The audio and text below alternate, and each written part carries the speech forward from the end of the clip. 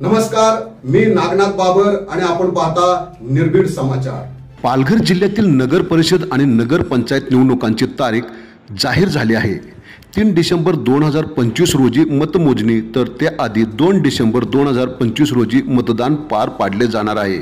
या निवडणुका डहाणू, जव्हार, पालघर नगर परिषद आणि वाडा नगर पंचायत या 4 ठिकाणी होणार असून थेट अध्यक्षपद आणि सदस्यपदांसाठी सार्वत्रिक निवडणुका घेतली जाणार आहे। निवडणुकीची प्रक्रिया लक्षात घेता 4 नोव्हेंबर 2025 पासून आचारसंहिता लागू झाली आहे। यामुळे संबंधित कार्यक्षेत्रात शासकीय कार्यक्रमावर आणि विकास कामावर आता निवडणूक आयोगाचे नियम लागू झाले आहेत।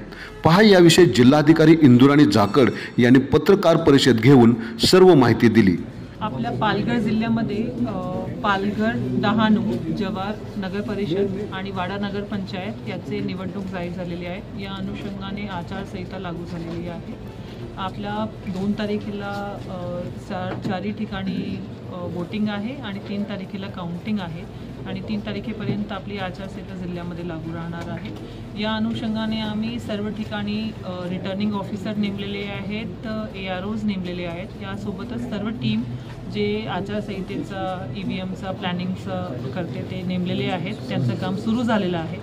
आपल्याकडे योग्य त्या प्रमाणात EVM मशीन जे आहे ते आयोगाकडून पुरवण्यात आलेली आहे आणि शासनाची सर्व तयारी जी आहे ते निवडणुकाच्या अनुषंगाने पूर्ण झालेली आहे। आपल्याकडे 3 नगर परिषद पालघर, डहाणू, जव्हार तसेच वाडा नगर पंचायत मिळून एकूण 1,16,660 असे मतदार आहे आणि या मतदार 55 निवडणूक प्रभागमध्ये विभागलेले आहे।